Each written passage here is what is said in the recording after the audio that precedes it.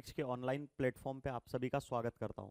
हम लोग coordination chemistry के आज कुछ इंपॉर्टेंट टॉपिक्स के कुछ इंपॉर्टेंट क्वेश्चन देखने जा रहे हैं। अगर आपको आ रहे हो और सेशन अच्छा लगे तो जरूर बताइएगा। चलिए, यहाँ पर से पहला क्वेश्चन आपके स्क्रीन पर जो है यहाँ पर पूछा गया है स्पाइनल से रिलेटेड। आप जब कब देखते होगे यहाँ पर इस तरह के क्वेश्चंस आपको देखने को मिल जाते होंगे, लेकिन यहाँ पर से थोड़ा ध्यान से क्वेश्चन को पढ़ के आंसर करिएगा।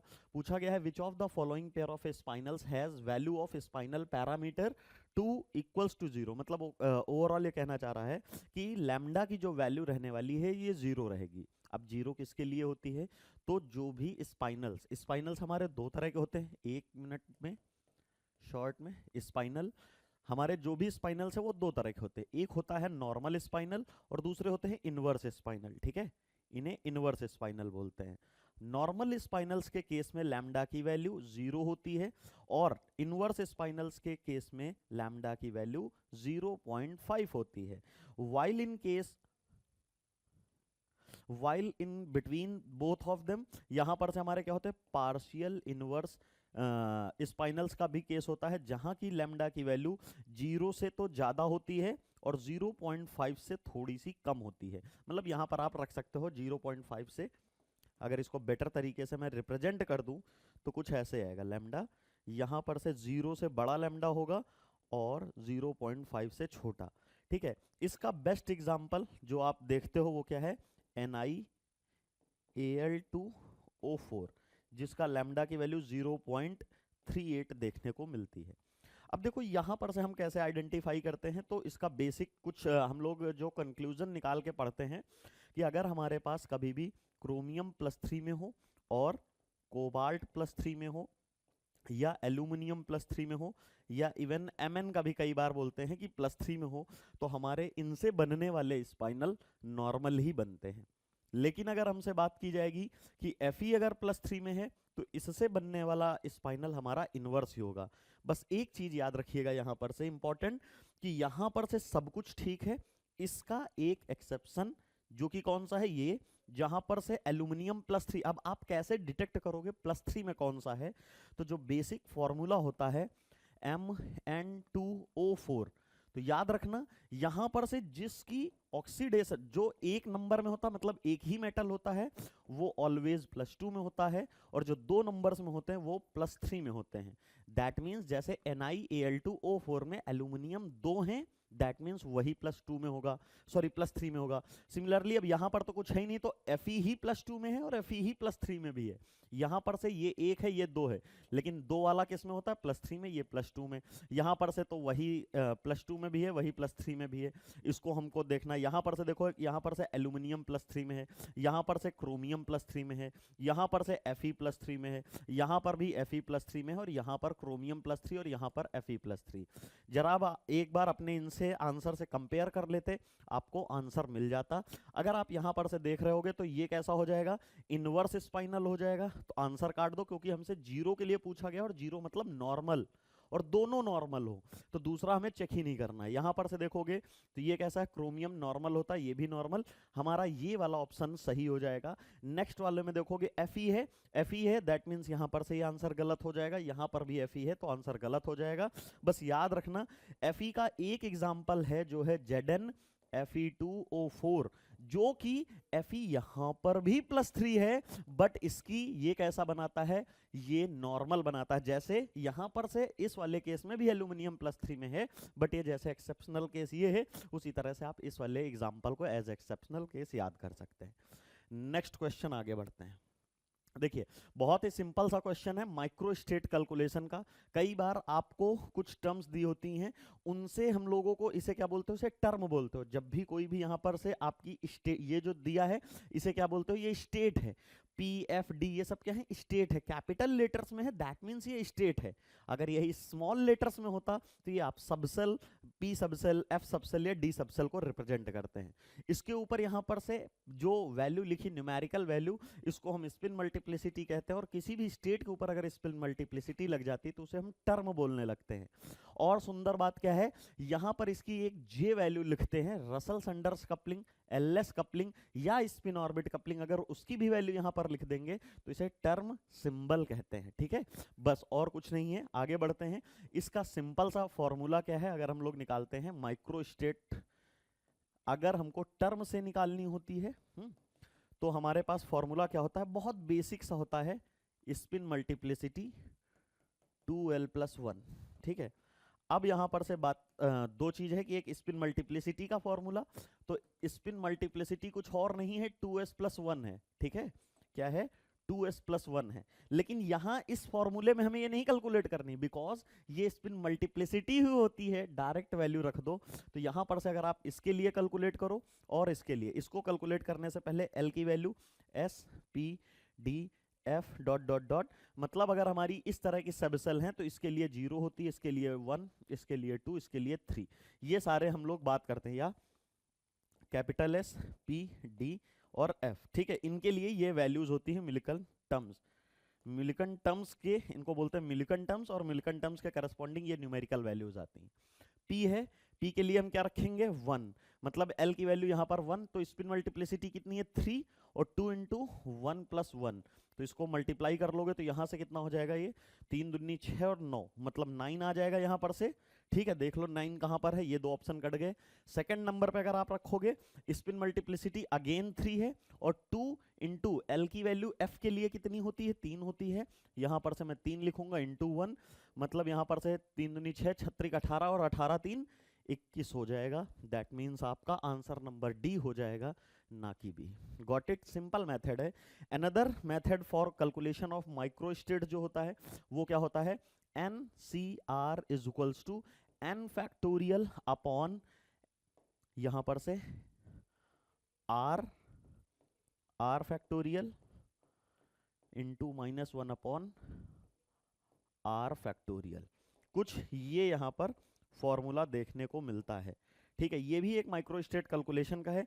ये हम कब करते हैं, जैसे हमारे पास मान लो कोई भी P3 टर्म, मतलब यहाँ पर से आपके पास जैसे लिखते हो ना D2 कॉन्फ़िगरेशन, तो D2 के लिए अगर हमें ये कैलकुलेट करना है तो ये इलेक्ट्रॉन्स, मतलब मैक्सिमम इलेक्ट्रॉन कितना है, NCR के लिए अगर इसको कन्वर्ट करूं तो यहाँ पर से C हो जाएगा। इसके लिए कितने मैक्सिमम इलेक्ट्रॉन कितने आ सकते हैं, 10, तो 10 हो गया। R की वैल्यू यहाँ पर से 2 हो जाएगी, इक्वल्स टू यहाँ पर से आप वैल्यू रख लोगे 10 अपॉन R⁴ की, यहाँ पर से मतलब R की वैल्यू 2 है, तो यहाँ से 2 फैक्टोरियल आ गया, n - R का यहाँ से फैक्टोरियल। ठीक है, n - R को मैं डायरेक्ट यहाँ लिख सकता हूँ 10, एक मिनट, यहाँ पर से क्या आ जाएगा देखो, 10 फैक्टोरियल, 2 फैक्टोरियल और ब्रैकेट में 10 - 8 का फैक्टोरियल। ओपन करोगे तो यहाँ पर से, सॉरी 10 - 2 का फैक्टोरियल, 10 - 2 का फैक्टोरियल, मतलब इससे अगर मैं इसको कैलकुलेट करूँ तो डायरेक्ट इसको मैं 8 फैक्टोरियल 1 मिनट के लिए ले लेता हूँ, इंटू 8 फैक्टोरियल। और फैक्टोरियल होता क्या है, अगर ओपन अप करोगे तो इसके नीचे की जितनी वैल्यू हैं वो लिख सकते हो। तो यहाँ तक 8 फैक्टोरियल लिखूंगा, ये कट जाएगा। 2 फैक्टोरियल मतलब 2 × 1, तो 1 का कोई मतलब नहीं, तो 2 से इसको एक बार काट देंगे, यहाँ पर से 5 और 9 × 5 = 45, मतलब इसके लिए कितनी माइक्रोस्टेट्स आ जाती हैं, 45। ये मैंने बता दिया है। आपका होमवर्क में क्या है, साथ में अगर आप बताना चाहते हो तो यहाँ पर D5 के लिए कैलकुलेट करके माइक्रोस्टेट आपको कमेंट सेक्शन में बता देनी है। ये मैंने अलग अलग मेथड बता दिया, D2 का मैंने बता दिया, D5 का आपका होमवर्क है, जल्दी से कमेंट करके बता देना। नेक्स्ट क्वेश्चन बढ़िया सा है, ध्यान से पढ़िएगा क्या लिखा है। Which of the following complex is a strongest reducing agent? पहले तो टर्मिनोलॉजीज का पेपर का समझिए। गेट, अगर गेट का एग्जाम देते हो, इवन नेट में भी देखने को मिलता है, लेकिन गेट में ये चीज बहुत बेटर तरीके से रिप्रेजेंट की जाती है। अगर ऑफिशियल पेपर आप देखोगे तो वहां पर अगर स्ट्रॉन्गेस्ट रिड्यूसिंग एजेंट लिखा होगा ना, तो स्ट्रॉन्गेस्ट को वो ब्लैक कर देंगे, या रिड्यूसिंग एजेंट को वो ब्लैक और बोल्ड कर देंगे as compare to remaining part of your questions. इससे क्या होता है कि वो खुद आपको, आप ऐसे समझो ना, जैसे यहां पर से देखो इतना सब कुछ है, ठीक है, लेकिन मैंने यहाँ पे एक स्पॉट बना दिया होगा, अभी दिख रहा है, पता नहीं दिख रहा हो, अब दिख रहा होगा ना, ये स्पॉट बना दिया है, इतने में आपको और कुछ नहीं दिख रहा होगा, इतने कंटेंट में कुछ नहीं दिख रहा होगा, क्या दिख रहा होगा, ये क्यों? क्योंकि हमारी आदत है कमी ढूंढने की, तो उसी तरीके से अलग सा कुछ पहचानने की, ठीक है ना। और इसी को ही रिसर्च की भाषा में पैटर्न राइटिंग बोलते हैं। क्या बोलते हैं? पैटर्न राइटिंग टाइप का कुछ होता है विजुअल लर्नर्स के लिए। तो यहाँ पर से इसको क्या है, इसको मेंशन कर देते हैं। तो इससे आपको क्या समझना है, मेन फोकस इस पे है। तो स्ट्रॉन्गेस्ट जिन लोगों को नहीं पता बता देते हैं, जब कभी भी स्ट्रॉन्ग, बेस्ट, लोअर, मोस्ट, इन सब में अगर EST सबसे लास्ट में लग जाता है, दैट मीन्स वो टॉप नॉच कैटेगरी है और वो सिर्फ एक होगा। मतलब हम लोग ये कह सकते हैं, जैसे कहते हैं ना गुड, बहुत गुड के लिए है ना, और बेटर हो सकता है, बहुत सारे वर्ड्स होते हैं, लेकिन जो बेस्ट है वो एक होगा, मतलब उसका आंसर एक ही होगा। वैसे ही यहां पर से स्ट्रॉन्ग हो सकते हैं और भी हो, मतलब ABCD में 2 स्ट्रॉन्ग रिड्यूसिंग एजेंट हो सकते हैं। इसकी कैपेसिटी मान लो 10 की, इसकी 15 की हो, ठीक है। इनके कंपैरिजन इसकी 0 और 1 है, ये 10 और 15 वाले हैं, लेकिन हमें 10 वाले को भी नहीं कंसीडर करना है, उनमें भी जो सबसे टॉप है उसको कंसीडर करना है। ओके, भले ही किसी के 100 में से, मतलब आप में मान लो JRF कर भी लिया, लेकिन अब JRF करने से मतलब नहीं है, उसमें भी जो सबसे टॉप आएगा उसको हम सबसे बेस्ट मान लेंगे उसमें, ठीक है ना। यहां पर से बस इस चीज को समझाना था, इस चीज को ध्यान से देख लेना। स्ट्रॉन्ग गेस्ट कई बार लिखा मिलेगा, एक और क्वेश्चन आएगा, अभी मैं उसको मेंशन करता हूं और आपको समझा दूंगा फिर से यही चीज। यहां पर से अगर आप कैलकुलेट कर रहे होगे तो cobalt in +2 with weak field ligand, ठीक है, तो क्या बनाएगा यहां पर से D7 high spin. D7 high spin अगर आप देखोगे तो 1 2 3 4, ठीक है, या आप ऐसे ही किसी का देख लो, ये लो ये लो, ठीक है, यहां पर से ये दिख गया, मतलब इस तरह का सिस्टम बनता है। और हाँ, रिड्यूसिंग एजेंट, ऑर्गेनिक में भर भर के रिड्यूसिंग एजेंट्स पढ़ते रहते हो।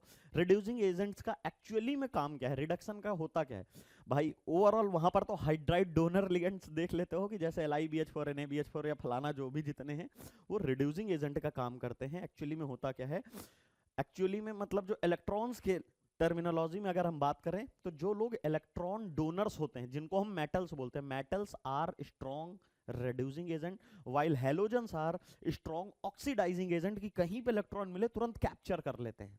ओके, तो यहां पर से हमसे स्ट्रॉन्गेस्ट पूछा गया, मतलब सबसे बेस्ट तरीके से अपने इलेक्ट्रॉन को कौन सा ग्रुप रिमूव करेगा या रिलीज करेगा। तो यहां पर से इसमें है, इसमें ऐसी खास व्यवस्था है नहीं, यहां पर से कोई भी इलेक्ट्रॉन रिलीज करोगे उसके आपको यहां पर से इतना कुछ बेनिफिट नहीं दिखेगा।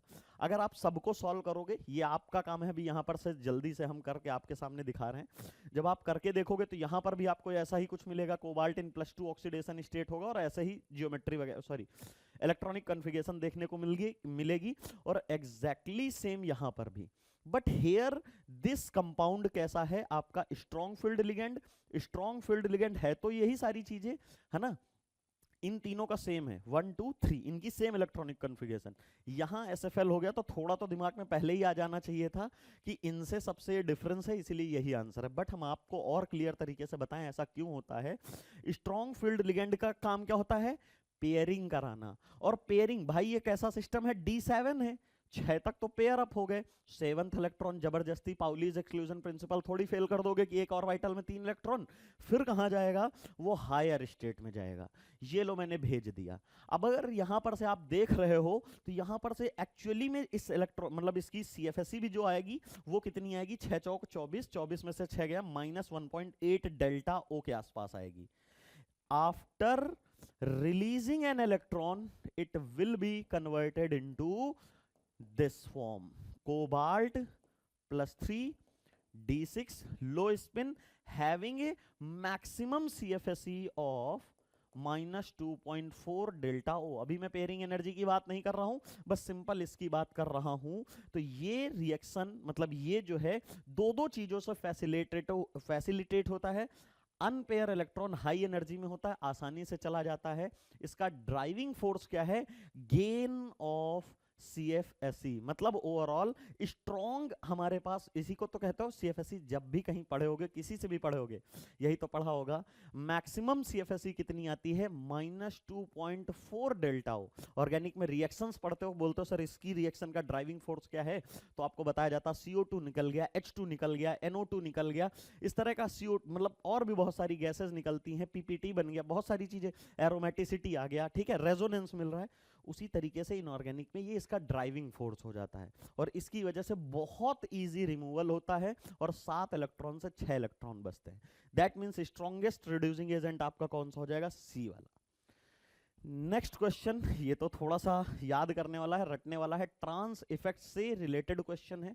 पूछा गया है द लेबलाइजिंग इफेक्ट, कुछ और नहीं है लेबलाइजिंग इफेक्ट, आपका लेबाइलिंग टेंडेंसी, लेबाइल करने की टेंडेंसी, मतलब आपको पता होना चाहिए स्क्वायर प्लेनर में हम एक वो पढ़ते हैं, क्या पढ़ते हैं, यहां पर से मेटल होगा, मेटल में अलग अलग लिगेंड्स होंगे, किसी एक ट्रांस ग्रुप का, मतलब इसका जो है इसके सामने लीविंग ग्रुप जो भी लगा है, इसका इन्फ्लुएंस इसके रिमूवल में कितना ज्यादा है, that is called as trans effect.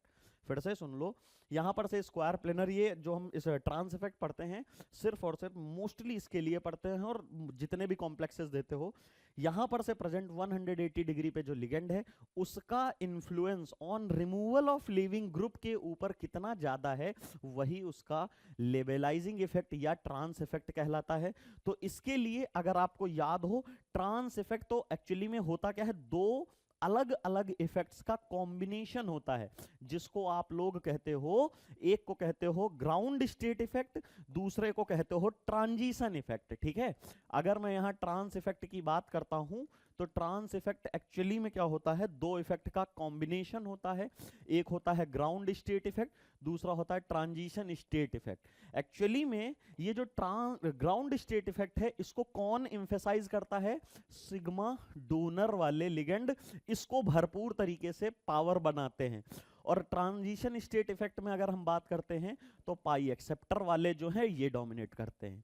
लेकिन जब हम सीरीज बनाते हैं तो याद रखना इन दोनों का कॉम्बिनेशन लेते हैं, और जिसकी वजह से यहां पर से हमारे पास ट्रांस इफेक्ट सीरीज आ जाती है। ठीक है ना, इन्हीं दोनों का ऑर्डर कंपाइल करते हैं। एक्चुअली में होता क्या है, एनर्जी प्रोफाइल डायग्राम में देखोगे तो बेटर तरीके से समझ में आएगा।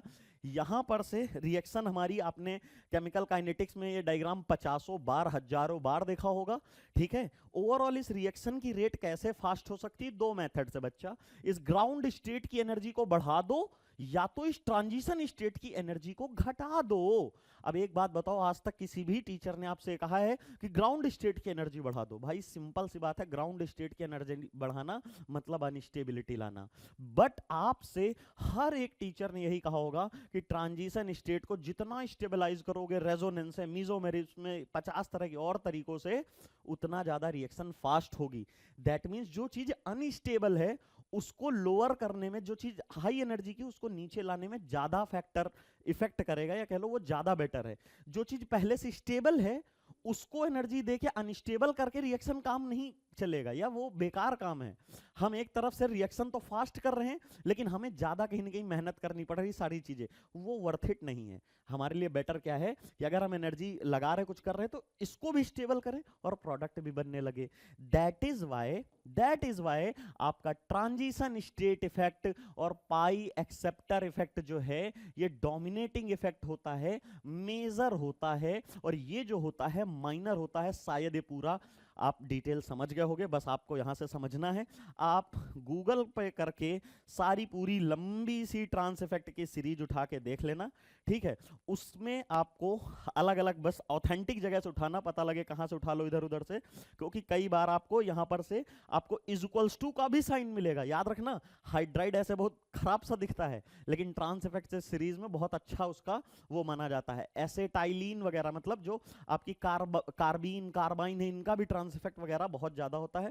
तो ये तो आपके ऊपर है रटने का। मैं इनके बिहाफ पर अगर अरेंज करूंगा तो यहां पर से C6H5 मतलब फेनाइल ग्रुप अच्छा खासा होता है, और उसके बाद यहां पर आपके पास Cl ग्रुप है, तो ये Cl ग्रुप, और सबसे वर्स्ट आपका ये आपका अमोनिया वाला या अमीन डेरिवेटिव जो भी आपके सामने गिवन है ये हो जाएगा। इसके साथ आप अगर ऑर्डर मैच करोगे तो आपका आंसर बेस्ट हो जाएगा। याद रखना इसका ट्रांस इफेक्ट बहुत ज्यादा होता है, CO और CN का भी बहुत ज्यादा होता है। लिख लेना, CO और CN का भी ट्रांस इफेक्ट बहुत ज्यादा होता है। पहला जहां पे आंसर है ये देखो, सोचने की बात ही नहीं थी, सिर्फ और सिर्फ ये आपके सामने आंसर हो जाएगा। नेक्स्ट क्वेश्चन, चलिए यहाँ पर से मतलब ये तो फ्री का क्वेश्चन है, 10 सेकंड में सॉल्व हो जाएगा। अगर इसको आप आयोनाइज करोगे, कभी भी ऑक्सीडेशन स्टेट निकालना हमेशा सिखाता हूँ, आयंस में कन्वर्ट कर लो, सबसे बेटर मेथड है। यहाँ पर से Cn का होल 5 हो जाएगा, NO हो जाएगा, और 3 पॉजिटिव अगर गए हैं इधर, यहाँ पर से के 3 पॉजिटिव गए हैं तो यहाँ 3 निगेटिव भी आए होंगे। अब हमें जिसका निकालना है उसे हम x मान लेते हैं, प्लस इसे -1 मानते हैं। टोटल कितने हैं, 5 है, प्लस इसका कितना होगा, +1 चार्ज लीनियर फॉर्म में जुड़ता है, प्लस यहाँ पर से ये माइनस हो जाएगा। यहाँ पर से x इक्वल्स टू कितना हो जाएगा, यहाँ पर से -4 equals to -3, implies x equals to +1 आपका आ जाएगा। थोड़ा सा बचिएगा गलती करने से, यहां पर से इसको -1 में मत रख लेना, आपका आंसर A हो जाएगा बस, ठीक है। क्योंकि यहां पर से अगर आपने -1 रखा तो यहां से -6 हो जाएगा, और फिर आपका आंसर ये C वाला हो जाएगा, जो कि इनकरेक्ट है, ठीक है ना। यहाँ पे NO कैसा रखता है, +1 फॉर्म में रहता है। चलिए नेक्स्ट क्वेश्चन देख लेते हैं। यहाँ पर से IUPAC नेम है, देखिए इसमें टाइम वेस्ट करता नहीं हूँ, जो इंपॉर्टेंट क्वेश्चन है उनको डिटेल में बता रहा हूँ। यहाँ पर से अगर आप देखते हो, सिंपल सा सिस्टम है कि इधर से जितने कटाइनिक फॉर्म होते हैं उसका सिर्फ हम नाम लिखते हैं, उसके नंबर्स कभी नहीं रिप्रेजेंट करते हैं, ठीक है। तो यहाँ पर से अगर मैं इसको लिखूंगा तो नाम क्या आ जाएगा, यहाँ पर से सिंपली पोटेशियम हो जाएगा, ठीक है। उसके बाद यहां पर से हम इनमें से क्या करते हैं, ये जो लिगेंड्स अंदर होते हैं इसमें से पहले हम किसका नेम करते हैं, देखो लिखने का अगर ऑर्डर देखो तो सबसे पहले इसका नाम लिखते हैं, उसके बाद इनमें से सेकंड नंबर पे किसका नाम लिखते हैं, लिगेंड्स का। लेकिन सबसे इंपॉर्टेंट यहां पर तो होमो टाइप का है, होमोलेप्टिक टाइप का है, लेकिन यहां पे लिगेंड्स अकॉर्डिंग टू अल्फाबेट, ये बहुत इंपॉर्टेंट चीज है, अकॉर्डिंग टू अल्फाबेट, ठीक है। दूसरा इंपॉर्टेंट एक और चीज बता देता हूं, अल्फाबेट में ऐसा होता ना, अगर जैसे 4 होते तो उसे टेट्रा, 3 होते तो ट्राई, 2 होते तो डाई, तो ये डाई, बाई, ट्राई, टेट्रा इनका नाम नहीं, एक्चुअली में जो उस लिगेंड्स का नाम है। जैसे वाटर को क्या बोलते हो, एक्वा बोलते हो, ठीक है, वाटर को एक्वा बोलते हो। और अगर आप बात करते हो अमीन की, NH3 अगर होता तो उसके लिए अमीन, और वो भी डबल M होता है, अमीन यहाँ पे जब लिखते हैं। अगर आपके पास मान लीजिए Cl है तो उसे क्लोराइड बोल देते हैं, यहाँ पे क्लोरिडो बोलते हैं, क्लोरो या क्लोरिडो कहीं कहीं मिलता है, मतलब या तो क्लोरो मिलेगा या क्लोरिडो। तो क्लोरिडो किससे शुरू होता है, C से, तो अमीन का A ज्यादा बढ़िया है, क्लोरीन का C, तो वहां पे आंसर होता है कि अमीन का A ज्यादा वो है, मतलब अल्फाबेट के ऑर्डर में प्रेफरेंस दिया जाएगा Cl के Cl क्लोरो के C के कंपैरिजन में। तो यहां पर तो एक ही है, तो यहां पर से आपका आंसर क्या हो जाएगा, ये टेट्रा एक्वा, ठीक है, एक्वा। और यहां पर से देखो दूसरी बात है, अब अगर यहां पर से इस आयन, मतलब जो यहां पर से ये हो गया सेकंड नंबर पे, थर्ड नंबर पे किसका नाम लिखते हैं, मेटल का, ठीक है। लेकिन यहां पर से क्या है, मेटल को हम लिखेंगे, मेटल के 2, अगर कॉम्प्लेक्स कटायनिक हो और एक होगा एनाइनिक। अगर कटायनिक होता है IUM नाम से एंड करते हैं, अगर एनाइनिक कॉम्प्लेक्स बनता है तो उसके नाम में ATE 8 लगा देते हैं। तो यहां पर से K2 पॉजिटिव निकल जाएगा तो हमारा सेंटर तो ये क्या बनेगा, 2 निगेटिव वाला बनेगा, कुछ ऐसे ही तो दिखेगा ना, ZnOH का होल 4 2 निगेटिव। और अगर निगेटिव आया है तो एंडिंग किससे होगी, 8 से। यह है क्या, जिंक है, तो इसका नाम क्या रख देंगे, जिंकेट, ठीक है। दूसरा लास्ट केस क्या होता है, चौथा होता है रोमन नंबर देना, ठीक है ना, मतलब ऑक्सीडेशन स्टेट को, oxidation state in Roman number, Roman number से रिप्रेजेंट करते हो। तो जरा बताओ ऑक्सीडेशन स्टेट इसकी कितनी आएगी, x -4, मतलब 1 इंटू -4, अरे यार ऐसे करना ना, 1 इंटू ये प्लस में -4 इक्वल टू -2, और x इक्वल टू सॉल्व कर लोगे तो +2 आएगा, that means zincate 2। This is your official name. पूरी IUPAC नेमिंग आती भी नहीं, अगर आएगी तो ये हो जाएगा। तो यहां पर से डाई पोटेशियम नाम काट दो, कभी भी डाई और ट्राई लगाओगे नहीं, इसके लिए हमेशा सिर्फ और सिर्फ ऑलवेज एक, मतलब इस साइड में जितने भी हैं इसके नंबर्स हमें कभी नहीं लिखने होते हैं, पहली चीज। अब यहां पर देखो ये खाली जिंक लिखा है इसलिए कट जाएगा आपका ये आंसर। यहां पर देखो ये लिखा, एक मिनट एक्वा गलत हो गया है, एक्वा यहाँ पे H2O के लिए, यहाँ पर हमारा क्या हाइड्रोक्साइड है ना, इसको प्लीज सही कर लेना, आपका C हो जाएगा। देखो H2O होता है, नेमिंग आपको पता ही होगी, इसके लिए हम एक्वा का यूज करते हैं, लेकिन हमारे पास OH है, ये क्या है हाइड्रोक्साइड है, तो इसे हाइड्रोक्सो से यहाँ पर रिप्रेजेंट किया गया है। ये देखो हाइड्रोक्सीडो, यहाँ पर से हाइड्रोक्सीडो रिप्रेजेंट किया गया है। मैंने इसको ध्यान से देखा नहीं कि यहाँ पर से H2O है ना, अगर H2O होता तो फिर न्यूट्रल होता, प्लीज इसे करेक्ट कर लेना। हाइड्रोक्सीडो है, यहाँ पर से OH है, इसे हाइड्रोक्सीडो या हाइड्रोक्सो बोल देंगे, उसके अकॉर्डिंग नेमिंग की गई है, प्लीज इसे करेक्ट कर लेना, ठीक है। और पैटर्न वही रहेगा, पैटर्न वही रहेगा, अल्फाबेटिकल और सारी चीजें। Next question, which of the following complex shows orbital contribution. भाई बेसिक बात है, अगर इसका डिटेल जानना है तो आप बहुत सारे यूट्यूब पे हमारे लेक्चर्स पड़े हुए हैं, मैराथन वीडियो पड़ी, उसमें डिटेल में समझाया हुआ है विद बहुत सारे क्वेश्चन। यहां पर से हम लोग सिर्फ और सिर्फ क्या बोलेंगे कि जहां पर भी T2G अनसिमेट्रिकल हो जाए, अनसिमेट्रिकल इलेक्ट्रॉन फिलिंग हो जाए, इसी को ही हम बोलते हैं कि यहां पर ऑर्बिटल कंट्रीब्यूशन हुआ होगा। क्या समझ में आया है, प्लीज एक बार बताना। अनसिमेट्रिकल कैसे होता है, वो भी T2G की बात है, सिर्फ और सिर्फ T2G के। इसके पीछे के लॉजिक मतलब डिटेल में समझने के लिए आप मैराथन वीडियोस भी देख सकते हैं, उसमें मैंने कराया था विद और 2-4 क्वेश्चनों के साथ। यहां पर से देखोगे कोऑर्डिनेशन का है, वो 8 घंटे का लेक्चर है पूरा, ठीक है, कंप्लीट कोऑर्डिनेशन का। यहां पर से देखोगे तो T2G अगर 1 है तो एक्चुअली में 3 ऑर्बिटल ही ने रिक्वायरमेंट कितने की है, 3 की, इसीलिए कि 3 को 1 मिले तो क्या होगा, क्या सिमेट्रिकल है, आंसर है नो, अनसिमेट्री है।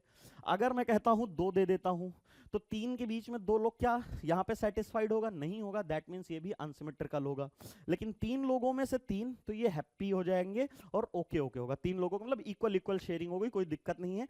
तो ये वाला मेथड जो है T2G हमारा सिमेट्रिकल हो जाएगा, मतलब T2G 3 वाली कॉन्फ़िगरेशन सिमेट्रिकल। सिमिलरली अगर मैंने फिर से इसको एक एडवांटेज दे दिया, मैंने कहा भाई एक आप रख लो, तो ये 2 बगल वाले क्या करेंगे, लड़ाई झगड़ा, और फिर से अनसिमेट्री आ गई, इसलिए T2G 4 भी अनसिमेट्रिकल है और T2G 5 भी अनसिमेट्रिकल है, वाइल T2G 6 आपके सामने देखो हैप्पी एंडिंग करते हुए सिमेट्रिकल दिखेगा। दैट मीन्स अगर आपके सामने T2G 1, T2G2, T2G4 और T2G5 आते हैं, so they will show orbital contribution. क्योंकि हम लोग जब डी ब्लॉक एलिमेंट्स पढ़ते हैं तो वहां पर बोलते हैं, एक वर्ड सुना होगा ऑर्बिटल क्विंचिंग। ऑर्बिटल क्विंचिंग का मतलब क्या होता है, अगर आपने मैग्नेटिक मोमेंट का फॉर्मूला देखा होगा तो mu effective is equals to क्या होता है, म्यू एसओ, मतलब स्पिन ओनली फॉर्मूला, और म्यू ऑर्बिटल होता क्या है, एक इलेक्ट्रॉन यहां पर होगा, ये खुद भी घूमेगा और घूमते घूमते घूमते घूमते चक्कर लगाएगा, जस्ट लाइक आवर अर्थ।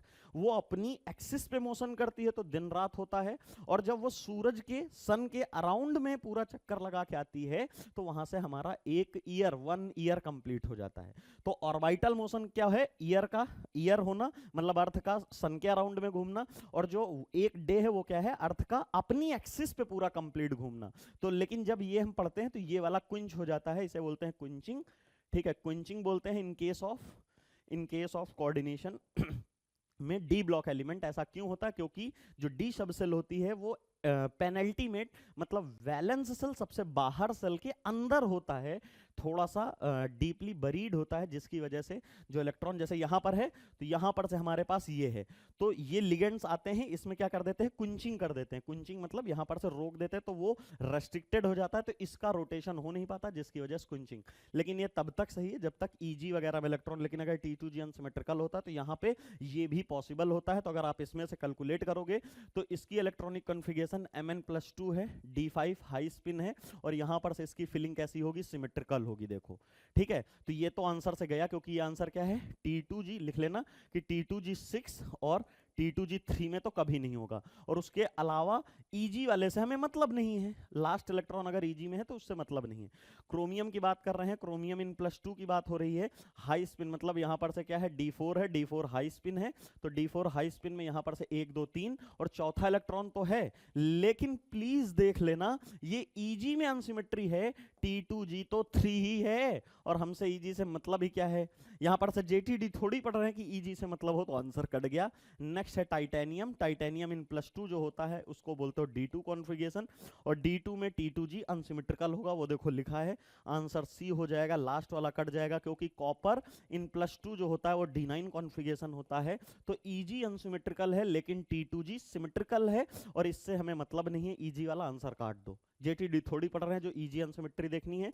अभी देख लेना, यही चीज जो अनसिमेट्री वाला मेथड समझाया, जिन लोगों को नहीं पता है तो ध्यान रखना, सेम चीज अभी हम पढ़ेंगे, ईजी में अनसिमेट्री होती है तो जेटीडी, T2G में अनसिमेट्री होती है तो ऑर्बिटल का contribution towards net magnetic moment और इफेक्टिव मैग्नेटिक मोमेंट। याद रखना। नेक्स्ट क्वेश्चन आपके स्क्रीन पर है, ligand metal charge transfer increases is on order. देखो यहां पर से क्या है, आपको पढ़ना पड़ता है सीटीएस। सीटीएस के बहुत सारे ढेर सारे टाइप हैं, उनमें से जो सबसे कॉमन है वो या तो एलएमसीटी होता है या एमएलसीटी होता है।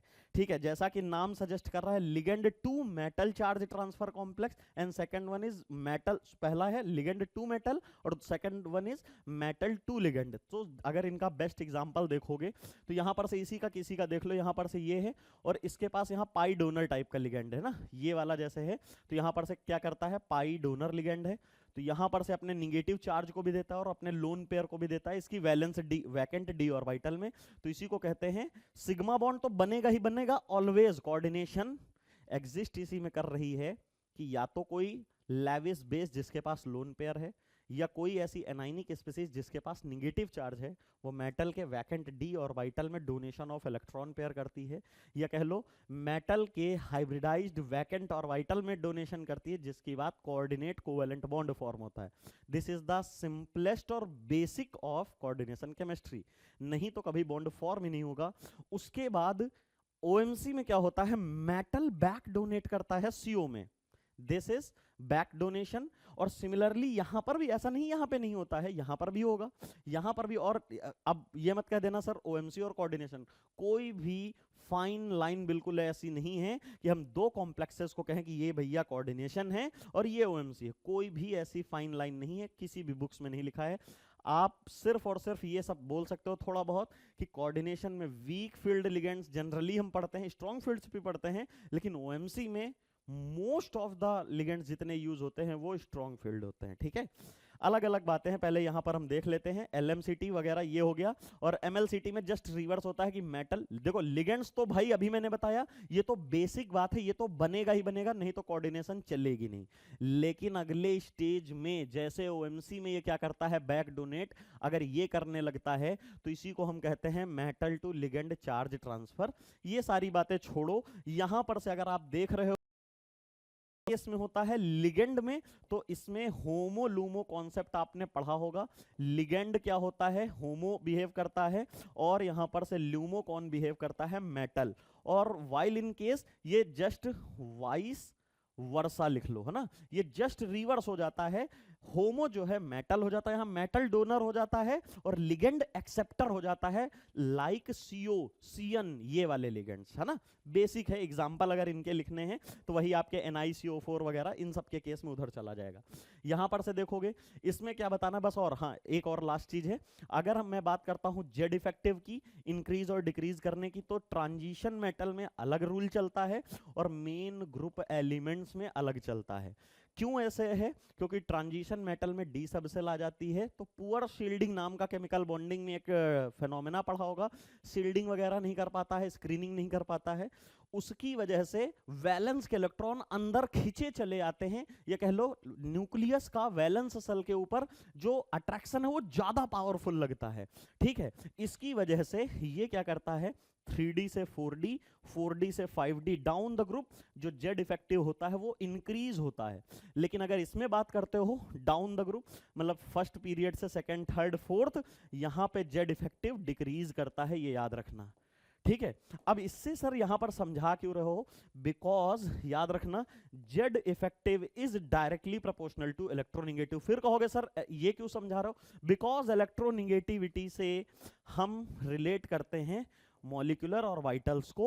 अगर आपने एमओटी पढ़ी होगी तो आपको पता होगा मोर इलेक्ट्रोनिगेटिव एटम्स जो होते हैं वो लोअर एनर्जी में होते हैं। अगर एचएफ का डायग्राम कभी बनाते हो तो यहां पर से हाइड्रोजन का रखते हो 1s और इसका 1s यहां पे रखोगे, यहां पे दो तो नहीं बन गए, एक ही होता ना, ये रहा। ऐसे क्यों, ड्यू टू इलेक्ट्रोनिगेटिविटी गैप। इतना नहीं समझा रहा हूं, बस जल्दी से देख लो। यहां पर से अगर आप देखोगे तो वेनेडियम वो नवाब था, ठीक है, इसकी लूमो यहां पर होंगी, ये सारे, ये 3D है, ये 4D है, ये 5D है, ये सारे के सारे कैसे बिहेव कर रहे हैं, एज ए ल्यूमो। ठीक है, वैकेंट ऑर्बिटल एक्सेप्टर, और सबके लिए ऑक्साइड जो है ये क्या है, यहां पर से होमो। अब एक बात बताओ, सबसे इजी डोनेशन कहां होगा? क्या मुझे अब आंसर बताने की जरूरत है? ये जब गैप यहां सबसे लोएस्ट है तो फास्टेस्ट होगा, और यहां पर से सबसे ज्यादा है तो स्लोवेस्ट होगा। दैट इज वाई अगर आप आंसर मैच करोगे तो यहां पर से किसके साथ हो जाएगा? Fastest tantalum. Fastest tantalum answer number D में चला जाएगा। ओके, क्या समझ में आ रहा है? चलिए नेक्स्ट क्वेश्चन देख लेते हैं अपनी सीरीज का।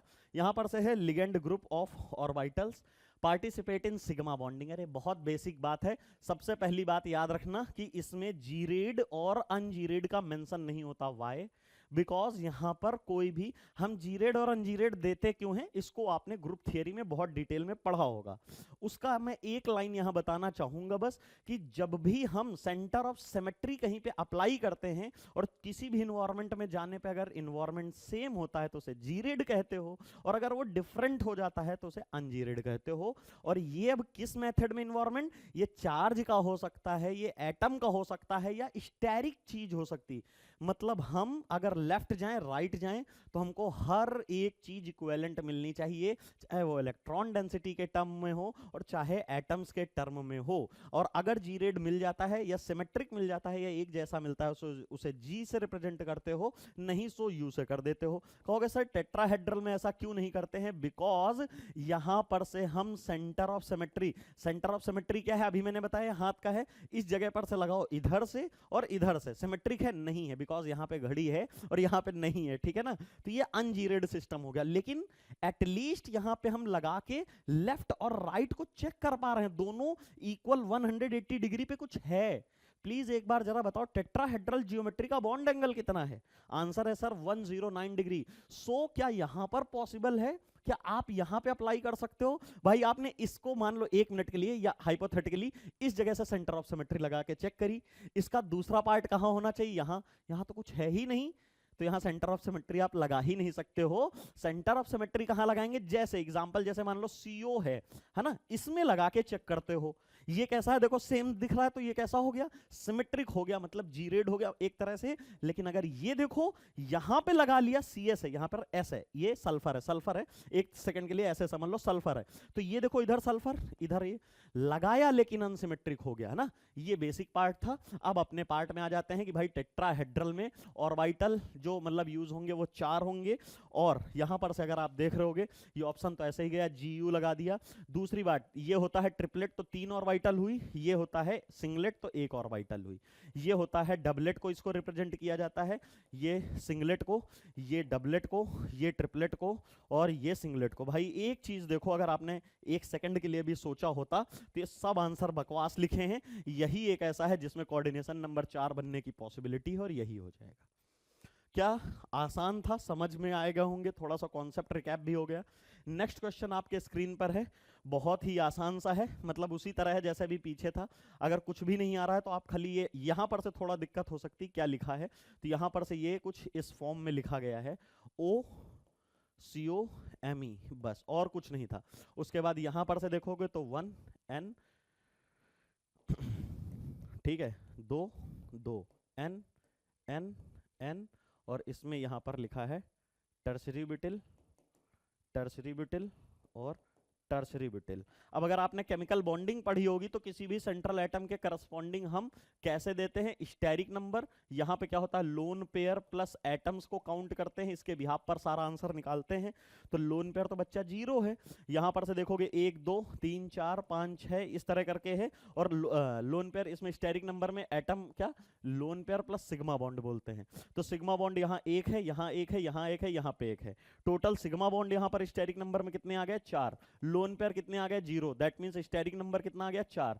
तो जब 4 आता था तो इसके 2 पॉसिबिलिटी होती हैं, या तो ये स्क्वायर प्लेनर बन जाए या तो टेट्राहेड्रल बन जाए। अब यहां पर से स्क्वायर प्लेनर भी नहीं बन सकता बिना देख के। मैं ऐसे क्यों कह रहा हूं? बिकॉज यहां पर इतना ज्यादा हिंड्रेंस है। इसी को कहते हैं स्टेरिक स्टेबलाइजेशन पाने के लिए कहां पे आ जाते हैं?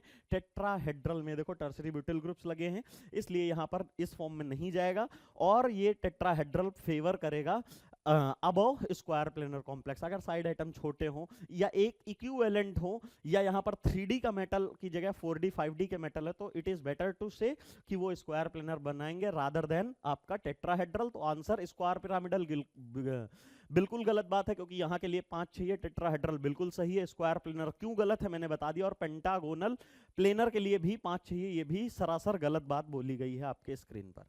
चलिए नेक्स्ट क्वेश्चन यहाँ पर से देख लेते हैं। 1 मिनट, क्वेश्चन और है भी, यस अभी 2-3 और क्वेश्चंस हैं। यहां पर से जल्दी से देखते हैं। The wavelength for DD transition is highest, तो इसके लिए आपको क्या पता होना चाहिए, E is equal to hc/λ, छोटा सा केमिस्ट्री का सबसे बेसिक रूल एनर्जी का, ठीक है, बहुत पहले पढ़ा होगा। यहां से हम क्या कंक्लूड करते हैं, एनर्जी और वेवलेंथ एक दूसरे के इनवर्स रिलेशन है। ओके सर, अब यहां पर से बात हो रही डीडी ट्रांजिशन की, तो ध्यान से देखना, अगर आपने कभी भी CFT ढंग से किसी भी टीचर से पढ़ी होगी तो उसने क्या बताया होगा, कुछ डेल्टा ओ की स्प्लिटिंग कुछ इतनी होती है भाई। ओके सर, अगर मैं इसी के रिस्पेक्ट में टेट्राहेड्रल की स्प्लिटिंग बनाऊंगा तो पहली बात तो इनवर्स हो जाएगी और दूसरी बात छोटी हो जाएगी, ये चीज आपको समझना है, ठीक है। अगर मैं इनका रिलेशन बता दूं जो आप अपनी कॉपी में डेराइव करते हो, तो एक डेल्टा ओ की स्प्लिटिंग किसके बराबर होती है, इज इक्वल्स टू 4/9 टेट्राहेड्रल, ठीक है ना। मतलब इसका मतलब ओवरऑल यहां पर से अगर मैं टेट्राहेड्रल को कंपेयर करूं, यहां पर से टेट्राहेड्रल को कंपेयर करूं तो क्या होगा, tetrahedral is equals to 4/9 of delta O, ये रिलेशन बनके तैयार होता है। मतलब यहां पर से 9 टेट्राहेड्रल का मतलब ऐसे जो भी है आप रिलेशन से समझो, ओवरऑल यहां से दिख रहा है कि ये अगर टेट्राहेड्रल और डेल्टा ओ बराबर बराबर होते, नीचे वाली चीज ज्यादा है, तो मतलब 9 टेट्राहेड्रल मिल जाएंगे, तब 4 ऑक्टाहेड्रल के बराबर होंगे। इस तरह के डायग्राम आप तो 50 बार देखे होंगे। और इसी का बड़ा भाई कौन होता है, क्यूबिक वाला होता है। क्यूबिक में क्या होता है, 8 कॉर्नर होते हैं, तो उसका लगभग लगभग अप्रोक्सीमेटली बराबर होता है, बट अप्रोक्सीमेटली क्या 8/9 आता है आंसर। बस यहां पर से मुझे ये बताना था कि इसका गैप कैसा है, ये ऑक्टाहेड्रल है, दैट मींस ये है क्या, डेल्टा डेल्टा, ये जो पढ़ रहे हो delta TD, delta O, delta C, delta icosahedral, delta square planar, actually में ये सारा एनर्जी का खेल है। जितना ज्यादा यहां पर ये डेल्टा आ रहा है दैट मींस ये एनर्जी है, ठीक है। अगर ये ज्यादा है तो फिर वेवलेंथ कैसी होगी, वेवलेंथ हमारी उतनी मिनिमम होगी। यही तो रूल बताया है ना कि ये अगर ज्यादा करेगा, इंक्रीज करेगा, तो ये डिक्रीज करेगा। सो हमारे पास इसका खेल आएगा। ये कैसा है, टेट्राहेड्रल है, डेल्टा टीडी, ये यहां पर से डेल्टा ई आपका जो निकल रहा है ये तो बहुत कम है, ठीक है, डिक्रीज कर रहा है, दैट मींस लैम्डा इसका बहुत लंबा होगा। सो हमसे पूछा गया, क्या गया था, वेवलेंथ हाईएस्ट, वर्ड याद आ गया ना, फिर से मैं रिपीट कर रहा हूं, EST मतलब मैक्सिमम जहां हो, तो इनके रिस्पेक्ट में इनका तो बहुत कम होगा ना डेल्टा ई। इनके लिए जब डेल्टा ई वगैरह CFSE वगैरह कैलकुलेट कर तो 20,000 के ऊपर जाता है, while in case of tetrahedral काफी नीचे आता है इसका, ठीक है, 20,000 के नीचे। तो यहां पर से देखोगे आंसर ई हो जाएगा। इनमें सब में सिस्टम आपको समझ में आया होगा। नेक्स्ट क्वेश्चन देखोगे, ये आपका इलेक्ट्रॉनिक स्पेक्ट्रा से रिलेशन में है। यहां पर से देखोगे तो कोबाल्ट कहां पे है, +2 में है, इसको बोलते हो D7 सिस्टम। D7 सिस्टम किसके बराबर होता है, D2 सिस्टम के, और D2 सिस्टम को क्या बोलते हो, 2 इलेक्ट्रॉन सिस्टम। देखो यहां पर से ये सिर्फ सीरीज उन्हीं के लिए है, आप हटा देना अगर अभी नया नया कोऑर्डिनेशन पढ़ना शुरू किए हो तो आपके लिए थोड़ा सा फास्ट फॉरवर्डेड हो सकता है, मे बी। वैसे मैं हर पॉसिबल तरीके से आपको समझाने को प्रयास कर रहा हूं, लेकिन फिर भी शायद फास्ट फॉरवर्ड हो सकता है, तो देख लीजिएगा। लेकिन मैंने यहाँ पे पॉसिबल तरीके से आपको ट्राई करा है बताने का, लेकिन फिर भी कई सारी चीजें कि D7 है तो D2 के बराबर कैसा है, ये आप तभी पढ़ पाओगे जब किसी ना किसी कोचिंग से या किसी ना किसी बुक से आपने पढ़ा होगा, समरी बनाई होगी, तभी आप ये चीज समझ पाओगे। तो यहाँ पर से ये 2 इलेक्ट्रॉन सिस्टम आता है। साथ ही साथ में ये कॉम्प्लेक्स है कैसा, टेट्राहेड्रल है, तो इसको हम लोग क्या बोलेंगे, ई और TD। तो यहां पर से एक्चुअली में हमारे पास रूल क्या होता है, एक EO रूल होता है, ठीक है ना, इसको EO रूल कहते हैं। मतलब इलेक्ट्रॉन के साथ में ऑक्टाहेड्रल हो तो स्प्लिटिंग सेम होती है, सेम है ना। और उसके बाद अगर यहां पर से E हो जाए और ये टेट्राहेड्रल हो जाए तो यहां पर से कहते हैं इनवर्स स्प्लिटिंग होती है। बता रहा हूं इनवर्स और सेम क्या है। दूसरा क्या है, इलेक्ट्रॉन की जगह अगर हमारे पास होल हो जाए और ऑक्टाहेड्रल जियोमेट्री हो, ऑक्टाहेड्रल जियोमेट्री हो, तो भी यहां पे इन्वर्जन हो जाएगा। और अगर यहां पे होल हो और यहां टेट्रल, मतलब दोनों सेम हो या तो दोनों पलट जाएं, उस केस में क्या होगा, सेम होगा। और सेम का कुछ और मतलब नहीं है, इन दोनों का मतलब होता है इस तरह की जियोमेट्री, है ना। या अगर यही टेट्राहेड्रल की इसकी बात हो रही होगी, मतलब इस वाले की बात हो रही होगी, तो यहां पर से कौन सा होगा, ऊपर ये और नीचे ये, ठीक है ना, ये समझना है। तो यहां पर से अगर आप बात करोगे टेट्राहेड्रल के लिए आया है, तो यहां पे क्या बनाना पड़ेगा, इनवर्स वाला बनाना पड़ेगा। लेकिन जियोमेट्री कैसी है, टेट्राहेड्रल है, टेट्राहेड्रल है, इनवर्स बनानी पड़ेगी, तो कैसे बनेगी, कुछ ऐसे। पहले तो फिलिंग कर लो D7 का, D7 का फिलिंग कर लिया, तो यहां पर से L की वैल्यू +2 +1, यहाँ पर से 0 -1 -2, L की वैल्यू कैलकुलेट करोगे तो यहाँ क्या आएगा, +3 आएगा।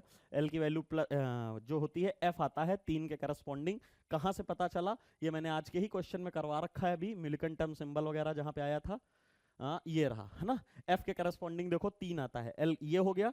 और याद रखना जब वहां पर इलेक्ट्रॉनिक स्पेक्ट्रा पढ़ते हो, जब भी S आएगा तो इसका छोटा भाई जरूर आएगा P, स्पेक्ट्रा में P जरूर आएगा।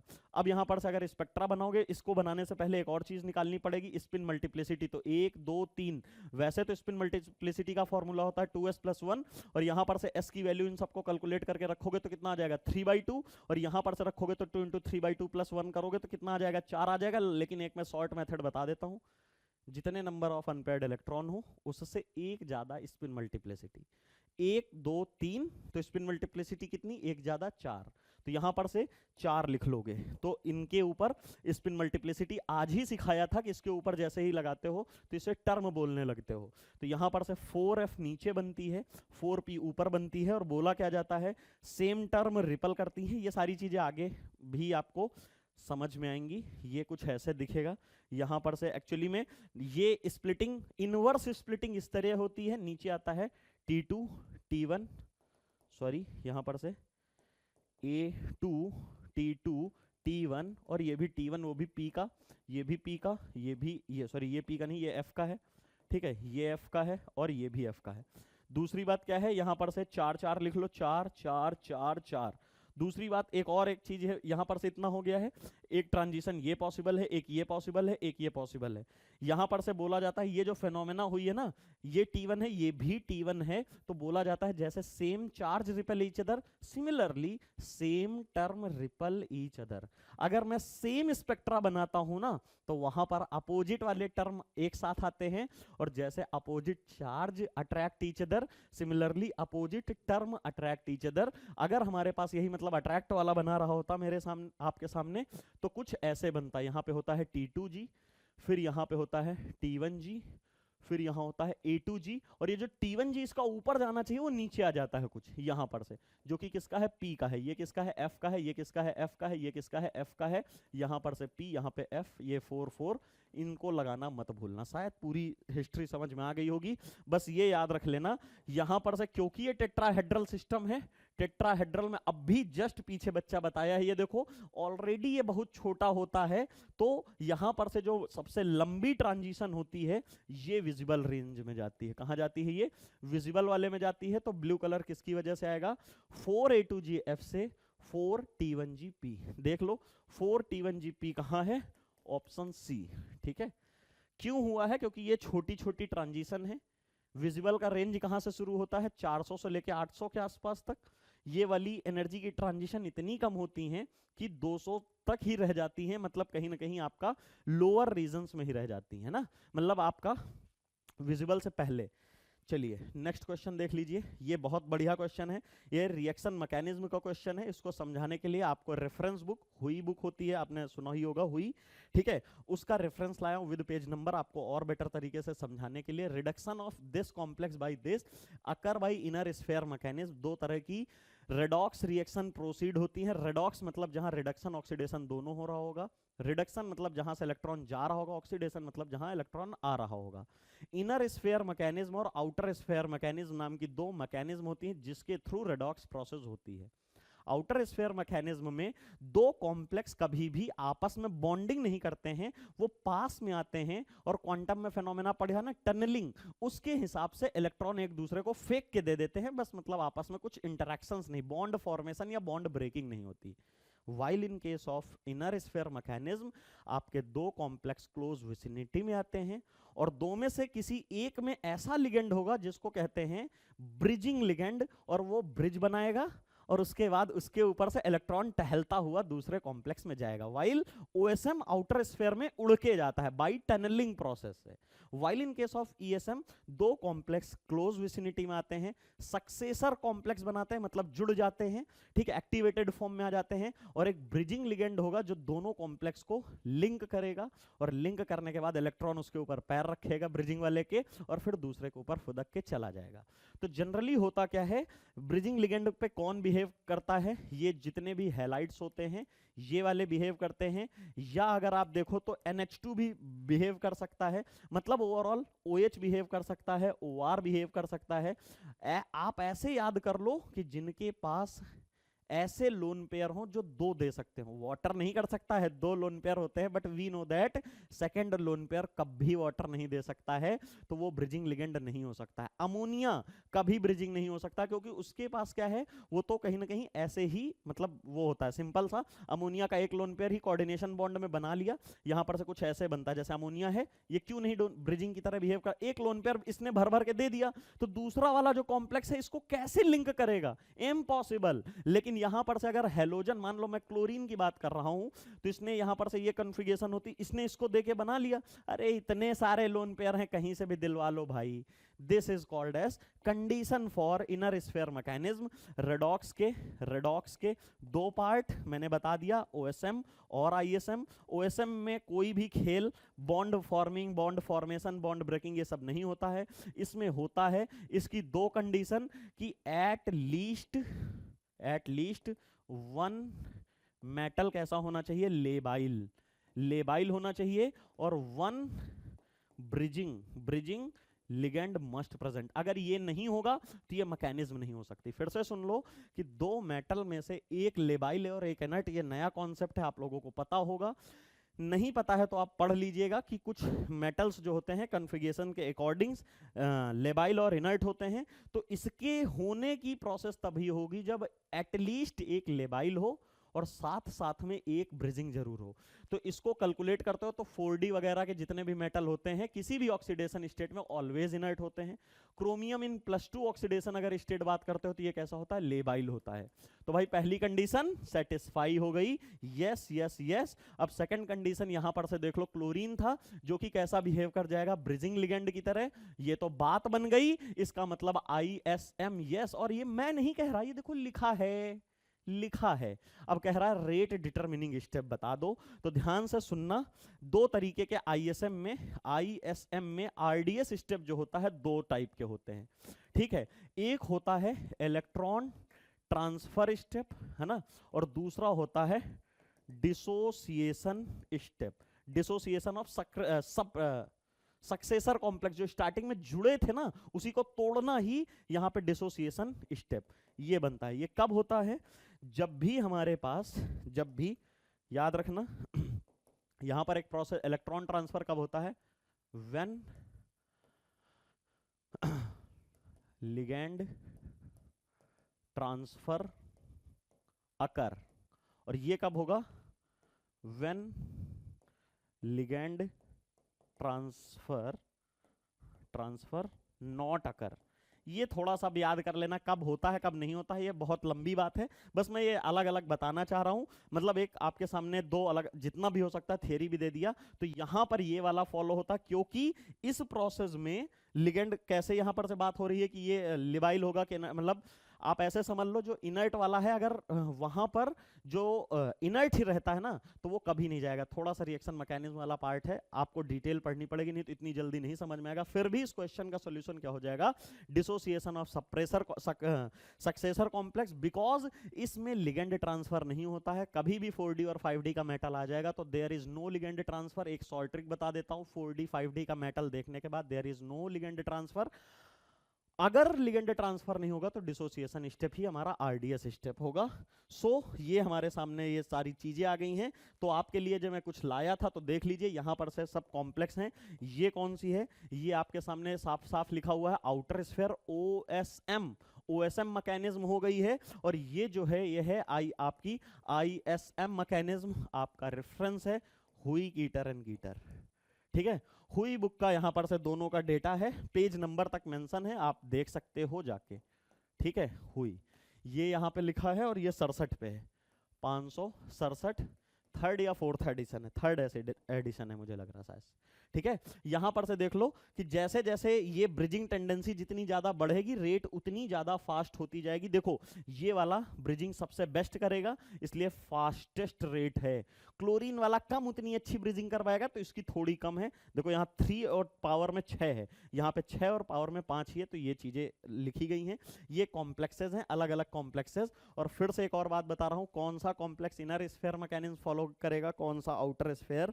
यहाँ पर कोई डेडलाइन नहीं है, मतलब सॉरी सेपरेट लाइन एकदम एग्जैक्ट नहीं है, बिकॉज अगर आप देख रहे होगे तो यहां पर से कॉम्प्लेक्स विद इनकी जियोमेट्री। और हाँ सबसे अच्छी बात क्या है, ये देखो यहां पर से एमोसियन और एमसीएन, यहां पर से एफिसियन, एमोसियन का इस तरह का ही यहां पर से किसी में से ही आपका वो आया था। इस बार भी CSIR नेट का क्वेश्चन आया था, मतलब वहां पे एमोसियन था, दूसरा कोई भी रहा हो वहां पे था MOCN का होल 8।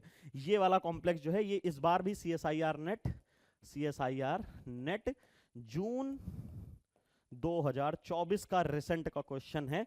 वो यहां पे जाओगे, हुई बुक का पहला एग्जाम्पल जहां से एक्सप्लेनेशन शुरू होती है रेडॉक्स की, वही डायरेक्ट उठा के दे दिया था CSIR नेट जून 2024 में। ठीक है, आपके सामने डेटा है, एक बार आप कंपेयर कर लेना जो चीजें मैंने बताई हैं। और उसके बाद यहां पर से ये लास्ट क्वेश्चन आपके सामने एग्जाम्पल के तौर पर रखा गया है, सिंपल सा है।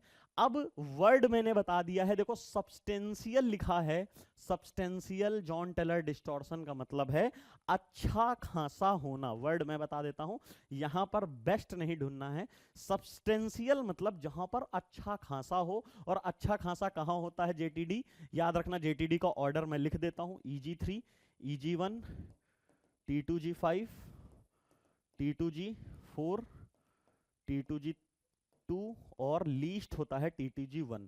सबसे बेस्ट किस में होता है, हाईएस्ट JTD इसमें होता है।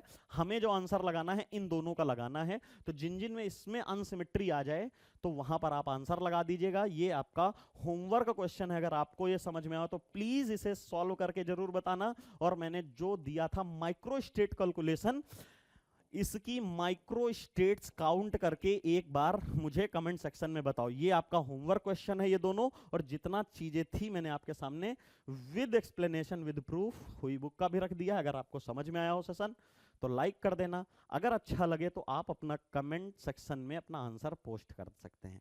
मिलता हूं इसी तरह के और अच्छे क्वेश्चंस के साथ, और प्रयास करूंगा इससे भी बेटर तरीके से आपको एक्सप्लेन करने का नेक्स्ट सेशन में। Thank you so much guys.